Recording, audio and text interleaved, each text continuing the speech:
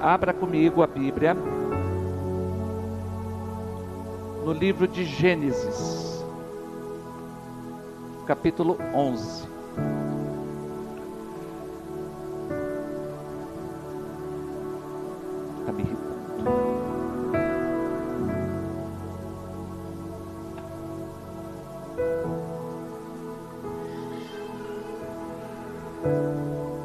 Amém? Gênesis capítulo 11.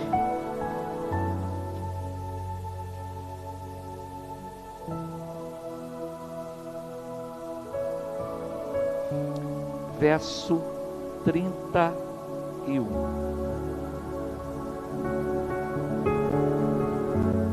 Quem achou, diga amém. Antes de eu ler, eu quero dizer para vocês uma coisa. Aqui nesse período vai começar o período de uma família que Deus escolheu para vencer. Só que nós vamos perceber que a primeira geração, porque a vida é feita de escolhas, a primeira geração tomou uma decisão que não teve como Deus honrar. Então nós estamos num jejum da vitória. A vitória é para todos. Quem crê que a vitória é para todos, diga amém. Não tem distinção de pessoas. Então qual é a distinção? A distinção está nos posicionamentos. Como cada um recebe a palavra, como cada um toma as posições que tem que ser tomada dentro da palavra de Deus. Amém? O nome do nosso patriarca aqui se chama Terá. Para quem não sabe, era pai de Abrão, tá? Diz assim a palavra de Deus: Terá tomou seu filho Abrão, seu neto Ló, filho de Arã, sua nora Sarai, mulher de Abrão, e juntos partiram de Ur dos caldeus para Canaã. Diga comigo: partiram de Ur dos caldeus para Canaã. Aonde que eles tinham que chegar? Diga: Canaã, a terra da promessa. Aonde que você tem que chegar? Diga comigo: Canaã, a terra da promessa. Amém? Ok, muito bem. Mas ao chegarem em Harã, estabeleceram-se ali. Diga comigo: ao chegarem em Harã, pararam ali. Amém? Feche os olhos. Senhor amado, fala ao nosso coração nessa noite, nos traz entendimento sobre todas as coisas nessa noite. Abra bem o nosso entendimento, Pai. Nós precisamos viver definições aqui nessa noite, definições de crescimento, que essa palavra venha contribuir muito ao nosso coração. É o que nós pedimos agora, em nome de Jesus. Amém? Muito bem. Havia um propósito para a vida desse homem chamado Terá. Tanto que depois, na geração dele, Sérgio, continuou o propósito. E se cumpriu, até chegar em Jesus Cristo e chegar em nós. Porque a Bíblia diz que todos nós somos filhos de Abraão pela fé. Amém? Mas eu penso, lendo esse pedacinho aqui, que era para nós nos chamarmos filhos de Terá. Porque a promessa também era para ele. Mas o que aconteceu? O que aconteceu que ele tinha um propósito de ir até Canaã e de repente ele parou no meio do caminho. Paralisou. Se prostrou, né? Eu queria dizer para vocês que a promessa de Deus, ela é real e ela se cumpre na vida de todo aquele que crê, e não na vida daquele que para, que fica paralisado no meio do caminho. Então nós precisamos nos esforçar para crer e continuar caminhando. Amém? Caminhando todos os dias. Amém? Então assim, o que faz a gente paralisar? Toda vez que nós estamos mudando de ciclo, você precisa mudar. Raciocina comigo. Mudar dói, sim ou não? Quantos acreditam que mudança dói? Diga amém. Então escolha qual é a dor que você quer sentir, porque não mudar também dói. Qual é a dor que você quer sentir? A dor da mudança, que vai trazer progresso, que vai trazer transformação, que vai mudar a sua visão, que vai dar condições de Deus cumprir, Helder, o grande chamado que Ele tem para a tua vida, amém? A dor da mudança, Dário, vai trazer condições de Deus te honrar, amém? A dor de você continuar firme, constante, áurea no propósito de Deus, porque não é fácil para ninguém, não é fácil para ninguém. Todo mundo que venceu, você pode conversar que não é fácil, não é fácil. Todo mundo que viu um filho se converter, todo mundo que viu um casamento ser abençoado, todo mundo que viu um filho voltar para Jesus, todo mundo que viu a sua geração sendo honrada, todo mundo que foi honrado financeiramente, todo mundo que foi honrado profissionalmente, todo mundo que cresceu, todo mundo que venceu as etapas da sua vida, não foi fácil, doeu, teve que mudar, teve que ser transformado, às vezes arranca até o couro de tanto que dói, mas a pessoa, ela depois ela tem progresso, sabe, ela consegue ter testemunho que realmente vai ser relevante, que vai trazer, sabe assim, ânimo para as outras pessoas. Então, em nome de Jesus, a proposta dessa noite é fazer uma pergunta: qual dor que você quer sentir? A dor da mudança? Ou a dor do arrependimento por não ter mudado? Porque quem não muda, lá na frente ela se arrepende, ela diz assim: por que eu não ouvi? Por que eu não tomei as posições que tinha que tomar? Por que eu não fiz o que tinha que ser feito e não o que eu tinha vontade de fazer? Que há uma larga diferença entre você fazer o que tem que ser feito e você fazer o que tem vontade. Porque o que tem vontade é aquilo que está acessível a você, e o que tem que ser feito muitas vezes vai exigir de você renúncia, mudanças de comportamento, mudanças de transformação interna dentro de você. Você precisa evoluir, você precisa crescer, você precisa mudar a sua visão, você precisa mudar a maneira que você reage aos problemas. Isso vai fazer com que a criança que tem dentro de nós, todos nós tínhamos uma criança dentro de nós, mas conforme a gente vai renunciando, a gente vai crescendo, Cláudio, a gente vai crescendo. Aí coisas que nos atingiam não atingem mais, né, Juliana? Coisas que, sabe assim, faziam a gente perder a graça, perder a alegria, perder a paz, agora já não faz mais a gente perder nada, porque a gente evoluiu. Sabe aquela coisa assim: eu não fui chamado para isso. Não, você foi chamado sim. Deus está na sua vida, Deus está na sua história, e o fato de você passar por dificuldades, significa apenas que as dificuldades vão fazer você crescer, vão fazer você amadurecer. É a dor do amadurecimento. Então a palavra dessa noite é: que dor que você quer sentir? A dor da mudança ou a dor do arrependimento?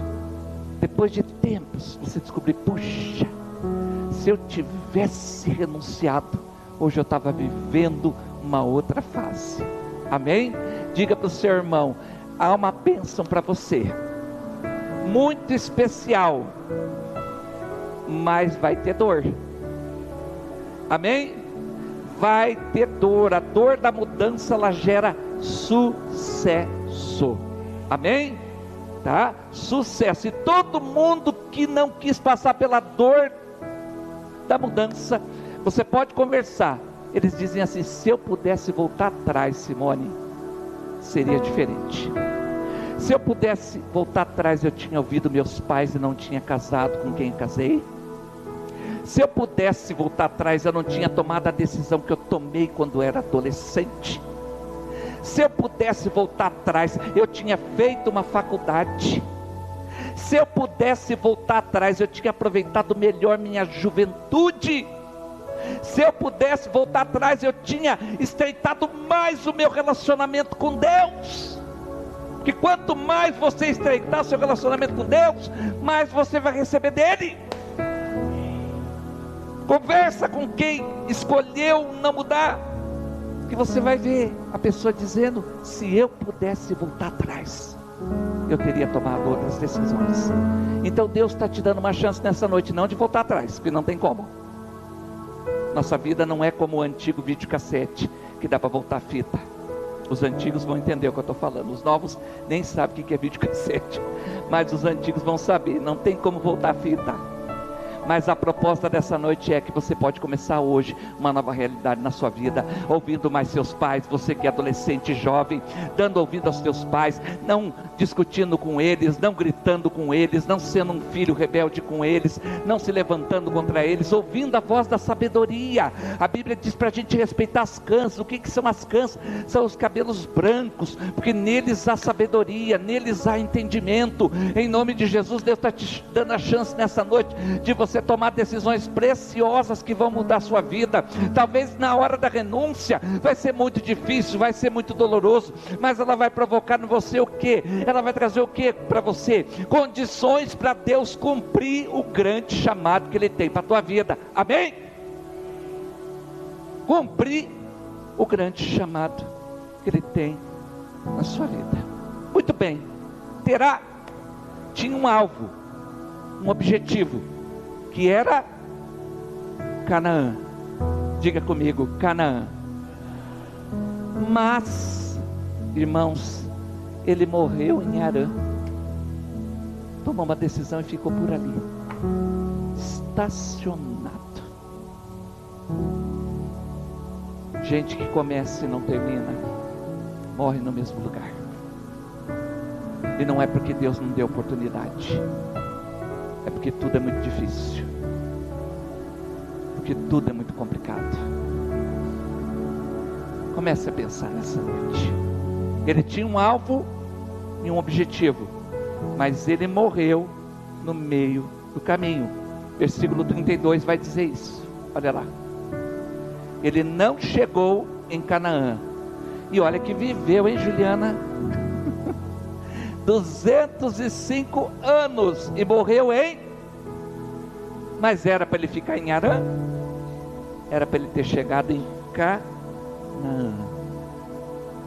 O que isso nos traz de ensino? Não pare em Harã. O teu destino é Canaã. Não pare por dificuldades. O teu destino é ter uma família que vai brilhar, que vai ser testemunho para a glória de Deus.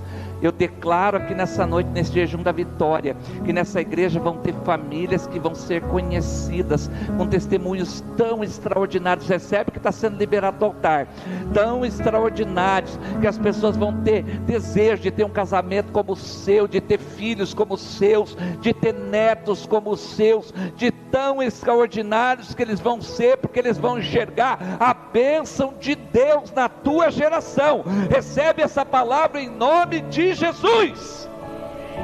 Amém. Ele morreu no meio do caminho e nunca chegou no seu destino. Será que é isso que nós queremos para nós? Não, nós precisamos desejar chegar no destino. Chegar no destino que Deus preparou para nós. Aí o capítulo 12, que é o próximo versículo, né? Esse capítulo terminou, vai lá para o capítulo 12, verso 1. É o próximo versículo. Você pode acompanhar aí na sua Bíblia. Então o Senhor disse a Abrão: já que Terá parou no meio do caminho, então eu vou chamar o filho dele, né? Sai da tua terra, do meio dos seus parentes, da casa do seu pai, e vai para a terra que eu te mostrarei. Presta atenção. Já que não deu com o pai, né? Vamos levar o filho agora, né? E presta atenção, para cumprir o que Deus tinha para ele, precisava sair, Dário, daquela cultura, daquele negócio que estava impregnado. Alguma coisa fez Terá parar. Quantos creem nisso? Diga amém. Alguma coisa fez ele parar.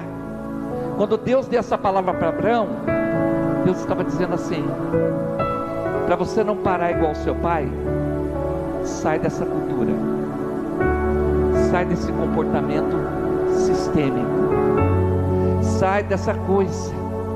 Às vezes a gente vem de uma geração e a gente diz assim: ah, mas eu nasci assim, eu fui sempre assim, fui criado assim. Só que para viver o que Deus tem para você, às vezes você vai ter que renunciar e sair dos costumes, sair daquela coisa que te prende, que te aprisiona. Amém? Talvez nessa noite você vai dizer assim: eu não consigo demonstrar nada, eu não consigo mudar nada, eu não consigo ver nada diferente na minha vida, porque na minha geração todo mundo foi assim. Mas a palavra dessa noite é que Deus quer te tirar desse montouro e colocar você num lugar de vitória. Amém? Mas você precisa sair. O sair é você. Quem decide que vai ter pensamentos diferentes, quem decide que vai ter atitudes diferentes, quem decide que vai dobrar o joelho e vai dizer: eu não quero esse comportamento, eu não quero essa maneira de reagir, eu não quero isso aqui que eu recebi dos meus pais, eu não quero isso aqui que eu recebi da minha geração, eu não quero isso aqui que eu recebi da minha criação, mas eu quero viver segundo a palavra de Deus, eu quero ser transformado pelo teu Espírito, eu quero mudar os comportamentos, eu quero mudar a minha maneira de ser, em nome de Jesus, para viver o propósito de Deus. Você já viu gente assim? Eu já conversei com esposas que dizem para mim assim: meu marido é igual o pai dele, minha sogra sofreu. Aí eu peguei o marido, falei: escuta aqui, você não é imutável. A gente não tem culpa do que a gente aprendeu e do lar que a gente nasceu, tá, Juliana? Mas a gente pode aprender. Quem está entendendo, diga amém. Diga comigo: o ser humano é ensinável e passível de mudança. Você conhece marido que diz que não lava a louça porque o pai dele não lavava? Ah, minha mãe fazia tudo. Mas a sua mulher não é sua mãe. Para com isso, você que está em casa. Sua mulher não é sua mãe. Sua mulher não é a sua mãe. Ela é sua mulher. Tá? Ah, não lava a calçada porque o meu pai não lava. Mas você não casou com seu pai, você casou com a sua mulher. Então tem que mudar, gente, tem que evoluir. Eu tenho 3 filhas mulheres. Elas lavam calçada, lavam, mas eu também lavo calçada. Eu também sei lavar roupa, eu também sei passar roupa, eu também sei cozinhar, eu também sei fazer tudo. Se precisar fazer tudo, eu me viro com tudo. Minha mulher, quando engravidou da mais velha, ficou descolamento de placenta, então todo final de semana era eu na máquina de lavar roupa lá, era eu na casa, e dormia um monte por causa da gravidez. As mulheres sabem disso aí, que dá um sono. Eu saía de manhã, ficava a luz do café, eu chegava na hora do almoço, a luz do café estava lá e não tinha almoço, e ela estava dormindo ainda, então eu deixei ela dormindo, fui lá, fiz o almoço, lavei tudo e fui embora. Vocês conseguem entender, gente? Então, em nome de Jesus, você não é imutável, marido. Você não é imutável, esposa. Você não é imutável, filho. Você pode ser transformado pelo poder de Deus. Amém? Para viver propósito. Quantos querem viver o propósito de Deus? Diga glória a Deus. Então, para viver o propósito, você vai ter que passar pela dor da mudança. Você vai ter que ser transformado pelo poder de Deus. E começa aqui na mente. A nossa mentalidade tem que ser transformada. A nossa maneira de pensar tem que ser mudada. Amém? Você conhece uma outra pessoa que diz assim: ah, mas eu sempre fui assim. E ponto final. Bem final mesmo, tá? Chega a fazer até um buraquinho de tanto ponto final que é. Quer dizer, sem chance. A pessoa fala com uma convicção que ela, é como se ela dissesse assim: Adriana, é o que temos para hoje, para amanhã, para depois de amanhã, para daqui a um ano, para até o fim da vida, até a vida eterna. Não vai funcionar. Você é passível de mudança. Todo mundo é passível de mudança. Todo mundo pode mudar um pouquinho por dia. Uns vão correr, outros vão andar, Helder, outros vão rastejar, mas todo mundo consegue chegar na presença de Deus e viver o propósito. Amém? Todos podem. Então aqui, ó, para ele viver o propósito de Deus, tinha um saia. E esse saia significa mudança sistêmica de comportamento. Quebra essa barreira, porque para viver o que eu tenho para você na terra que eu vou te mostrar, você vai precisar sair dessa coisa sistêmica, sair desse negócio que te traz derrota, desse comportamento permissivo, dessa coisa que faz você viver as suas derrotas todos os dias, que faz você viver esse problema todos os dias. Então Deus está dizendo: saia, é mudança, é transformação. E esse saia é você que ouve a voz de Deus, e é você que tem que ir tomando posições de sair. É você que tem que ir dizendo sim ao chamado de Deus. Quem está entendendo da glória a Deus? Amém? Uma pergunta: como está sendo o seu ano até agora? Você fez metas para esse ano? Quantos fizeram metas? Diga amém. Quantos já desistiram de algumas metas? Você acha muito difícil. Sabe por que você acha muito difícil? Por causa da mudança. Que a gente se acomoda no mesmo lugar. Não é que Deus não tem coisa boa para você. É você que tem que se posicionar. Amém? Tem que ser disciplinado, focado para receber o que Deus tem para você. Talvez nesse começo de ano você disse: eu quero crescer na leitura da Bíblia, minha vida espiritual vai andar como nunca, minha vida familiar, meu casamento vai progredir, meus filhos vão caminhar a passos largos, vou poupar o meu dinheiro, vou parar de gastar mais do que ganho, porque se você ganhar 1.000 e gastar 1.500 todo mês, só vai potencializar a tua conta vermelha.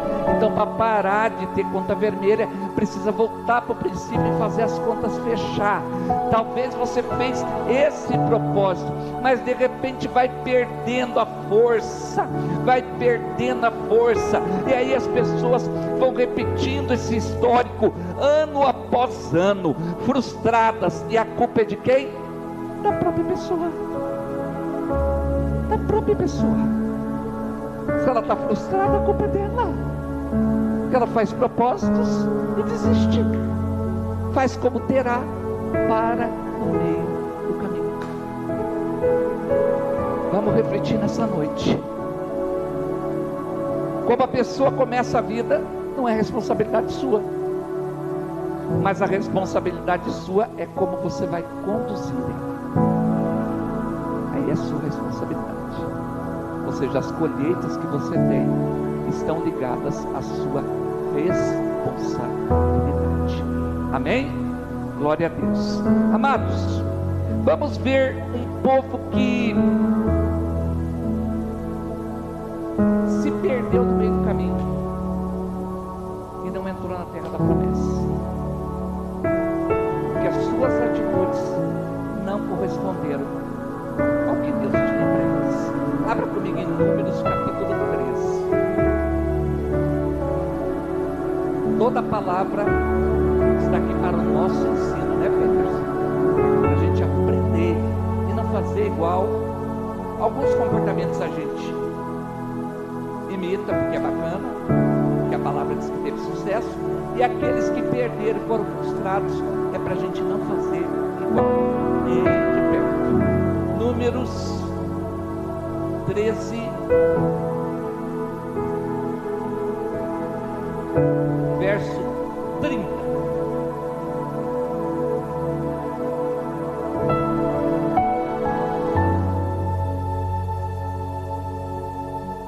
Muito bem. Eles estavam próximos a entrar na terra da promessa. E aqui a gente vê que é um comportamento de boca. Diga comigo assim: o meu falar vai dirigir a minha vida. Amém? É um comportamento de bobo. Tá? Então Caleb fez o povo calar-se perante Moisés e disse: subemos e tomemos posse da terra. É certo que venceremos. O que a gente vê aqui? Alguém que recebeu uma promessa de Deus e que com certeza, ele tem certeza, ele não sabe como, mas ele tem certeza que Deus vai cumprir. Ou seja, alguém focado, que não sai do objetivo, não negocia o objetivo com ninguém. Não quer dizer, você chegou numa situação, você não olha e diz assim: ah, eu fui sempre assim. Não, eu vou vencer, eu vou subir e vou tomar posse da terra, eu vou mudar o que tiver que mudar. Aquilo que eu não consigo mudar, eu vou pedir para o Espírito Santo, ele vai me trazer visão, ele vai trazer direção, ele vai catar o meu caráter, ele vai catar a minha personalidade. Quantos creem que Deus trata caráter, Deus trata personalidade? Diga amém. Deus muda sim, tá, gente? Para cumprir o propósito dele, ele muda sim. A Bíblia diz num outro texto que o rei Saul foi mudado em outro coração. O que significa esse outro coração? Que Deus transformou a pessoa que ele era. Então Deus muda sim, se você se colocar à disposição do Senhor. Amém? Então aqui nós vemos um homem que estava disposto, ele não sabia dar como Deus ia fazer, mas eu só sei que Deus vai fazer. Amém? Muito bem, 31.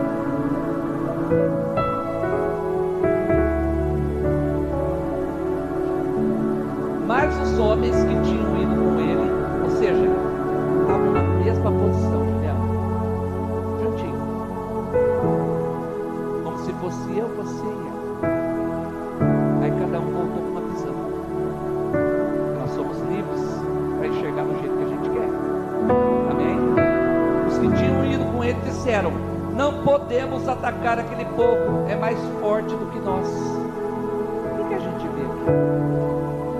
A mesma situação, mas duas pessoas com a visão diferente. E essa visão, Sérgio, vai fazer com que eles tenham colheitas diferentes. Amém? Deus era o mesmo, a promessa era a mesma, as dificuldades eram as mesmas, porém a maneira de enxergar era diferente. Verso 32. Espalharam entre os israelitas um relatório negativo acerca daquela terra, dizendo: a terra para a qual fomos em missão de reconhecimento devora os que nela vivem, todos os que vimos são de grande estatura. Continua, 33. Vimos também os gigantes descendentes de Anak, diante do qual parecíamos gafanhotos a nós e a eles. Ou seja, enquanto acreditava que não importava o jeito, Martins, mas Deus ia dar vitória. É essa visão que você tem que ter.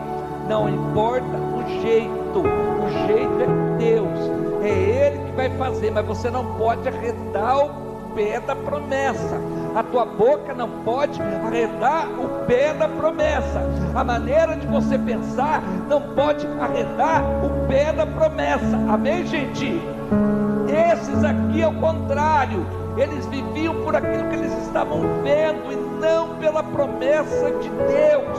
Ou seja, eles decidiram ficar com a visão do imediato, daquilo que eles estavam vendo e não da promessa de Deus. Então assim, dentro deles estava assim: eu sou incapaz, eu não sirvo para isso, nunca vai se cumprir isso na minha vida.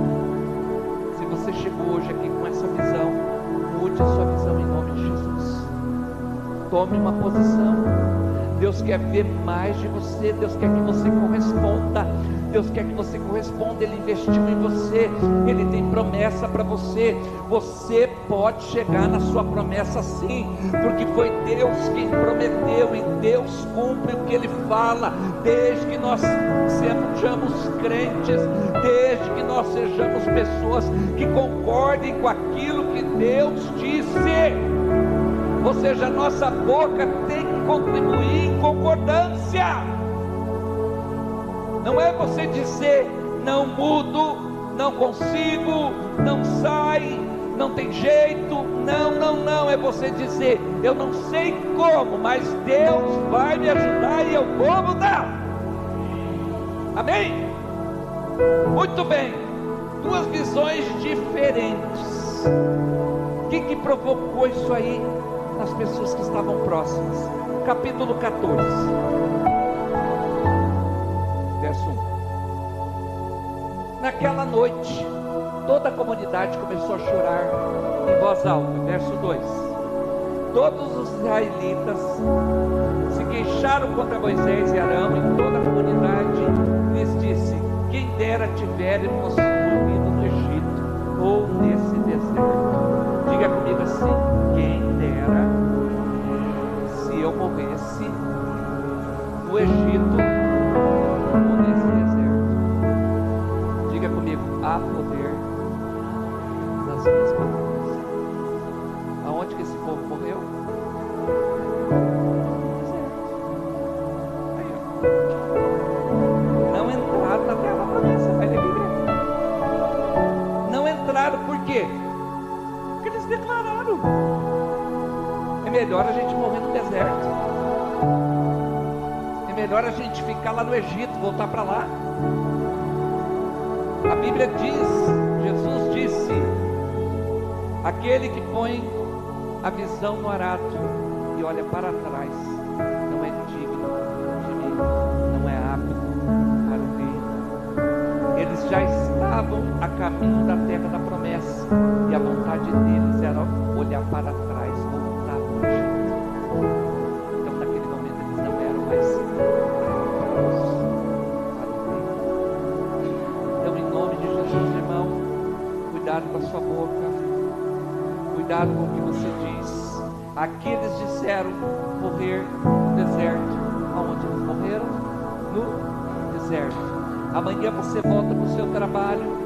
Não declare que o seu trabalho